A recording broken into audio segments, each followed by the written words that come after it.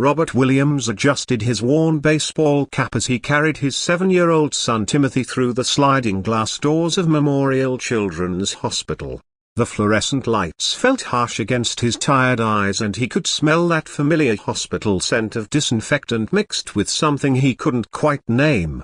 Timothy had been running a fever for 3 days now, and when it spiked to 104 that morning, Robert knew he couldn't wait any longer for his next paycheck to take his boy to the doctor. He worked 2 jobs now since Margaret had passed 2 years ago, and even with the insurance from his warehouse job, the co-pays and deductibles always seemed just out of reach. But Timothy came first, always Timothy. The waiting room was bustling with families and Robert found 2 empty chairs near the children's play area. Timothy was usually a bundle of energy, but today he rested quietly against his father's chest, his small hand clutching the worn teddy bear that had been with him since he was a baby.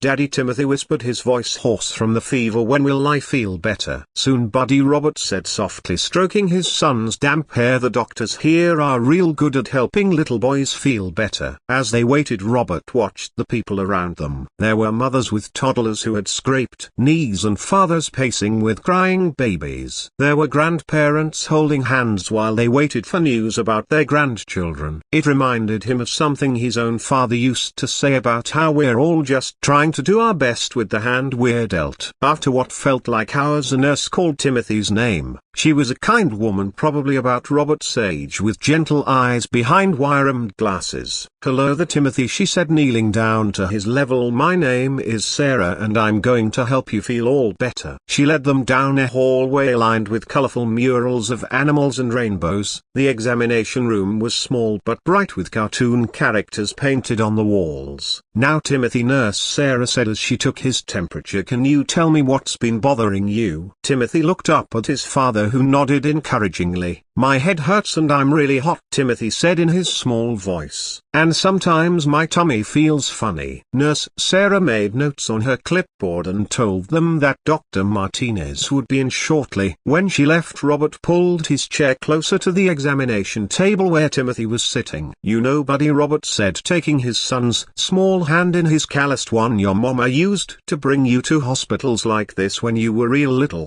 Timothy's eyes brightened slightly at the mention of his mother. "She did. She sure did," Robert continued. "She always said that hospitals were special places where people came to help other people feel better. She said that the doctors and nurses were like angels in scrubs." Timothy giggled softly at that, and Robert felt his heart lift a little.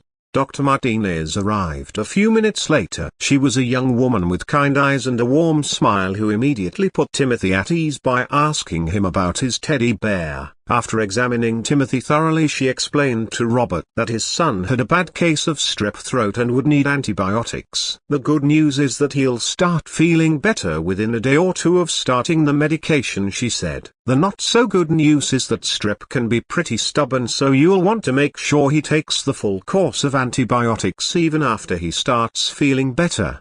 Robert nodded understanding, but inside he was already calculating the cost of the prescription and wondering if he had enough in his checking account.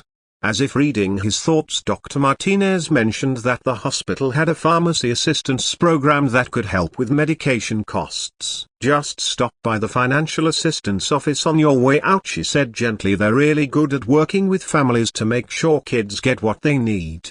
After Dr. Martinez left, they made their way toward the financial assistance office. The hospital corridors were wide and filled with natural light from large windows. Timothy was walking now, feeling a bit better, just knowing what was wrong with him. As they turned a corner, Timothy suddenly stopped and tugged on his father's sleeve. "Daddy," he said, his voice filled with excitement. "Look." He was pointing toward a woman in a navy blue suit who was standing near the elevator talking with what appeared to be other hospital administrators.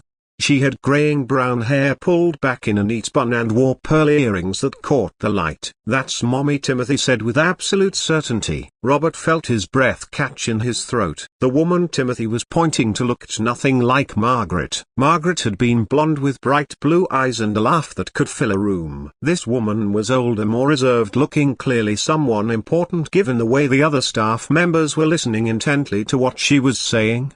"Oh buddy," Robert said gently, kneeling down to Timothy's level. "That's not mommy. Mommy's in heaven, remember." But Timothy shook his head stubbornly. "No daddy," he insisted, "that's mommy. She helped me feel better." Robert looked again at the woman who was now walking in their direction. As she got closer he could see that she wore a name badge that read Catherine Morrison, Chief Executive Officer. This was clearly someone very important at the hospital. Someone who probably had no time for a confused little boy and his working-class father. But Timothy had already broken away from Robert and was walking directly toward her. "Excuse me," Timothy said in his polite voice, the one Margaret had taught him to use with adults. Catherine Morrison stopped and looked down at the small boy with the flushed cheeks and the teddy bear. "Yes, sweetie," she said, and Robert was surprised by how warm her voice was. "Are you my mommy?" Timothy asked with the innocent directness that only children possess. Catherine's expression softened and she glanced up at Robert, who was now hurrying over with an apologetic expression. "I'm so sorry," Robert began. "He's been running a fever and he's a little confused." But Catherine held up a gentle hand to stop him. She knelt down so she was at Timothy's eye level, just as Nurse Sarah had done. "Tell me about your mommy," she said softly. Timothy's face lit up.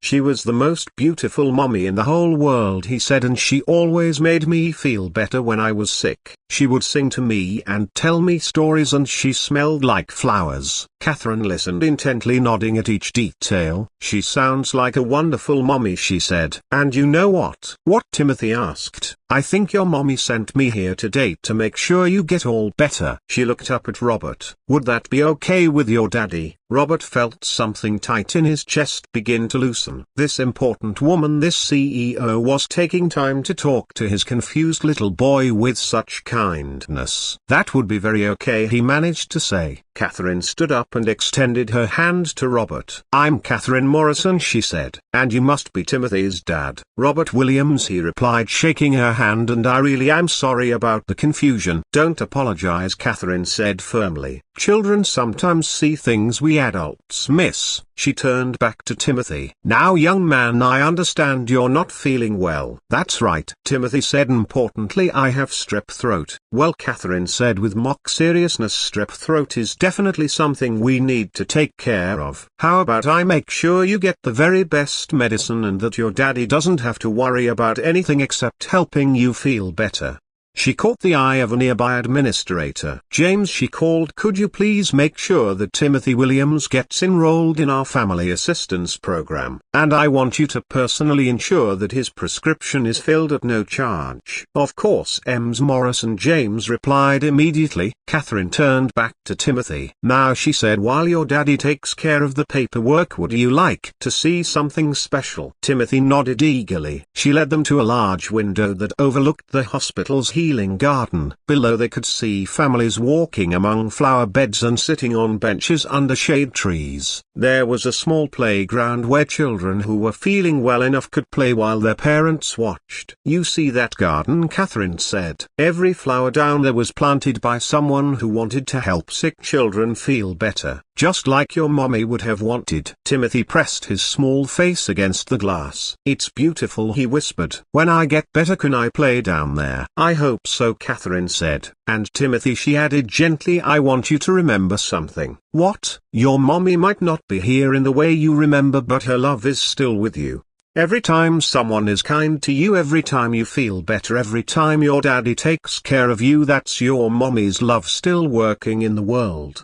Robert felt tears prick at his eyes. This woman, this stranger, was giving his son something precious, a way to understand his mother's absence that didn't feel like abandonment. After the paperwork was completed and Timothy's prescription was filled, Catherine walked them to the main entrance. "Timothy," she said as they reached the doors, "I want you to promise me something." "What?" "Promise me that when you're all grown up you'll remember to be kind to people who are scared or sick or confused, just like people were kind to you today." Timothy nodded solemnly. "I promise." Catherine looked at Robert. "And you take care of yourself too," she said quietly. "That little boy needs his daddy to be healthy and strong." "Yes, Mom," Robert said, his voice thick with emotion. "Thank you for everything." As they walked to Robert's old pickup truck, Timothy looked back at the hospital. "Daddy," he said, "I I think Mummy really did send that lady to help us. Robert looked down at his son, who was already looking better now that he had medicine and hope. You know what, buddy, he said, lifting Timothy into the truck. I think you might be right. As they drove home through the late afternoon sunlight, Robert thought about kindness and how it sometimes comes from the most unexpected places. He thought about Catherine Morrison, who could have brushed off a confused little boy but instead chose to see something worth honoring in his grief and love. He thought about his late wife Margaret and how she would have loved knowing that strangers could be so gentle with their son. And he thought about Timothy, who in his fever and confusion had seen something true, that sometimes the people who help us heal carry a little bit of the love we've lost. That kindness can come wearing a business suit just as easily as scrubs. And that mothers never really leave us. They just find new ways to love us through the hearts of others. By the time they reached home, Timothy was already talking about going back to school tomorrow. The fever had broken and his eyes were bright again. As Robert tucked him into bed that night, Timothy looked up at him with serious eyes. Daddy, he said, do you think Mommy knows we met her friend today? Robert smoothed the covers around his son. I think Mommy knows everything good that happens to you, he said, and I think she's proud of you for being so polite and brave today. Timothy smiled and closed his eyes. As Robert turned off the light, he whispered a quiet thank you to Margaret for raising such a loving boy, to Catherine Morrison for her unexpected kindness, and to whatever force in the universe makes sure that sometimes when we need it most, the right person appears at exactly the right moment, ready to remind us that we're not as alone as we thought.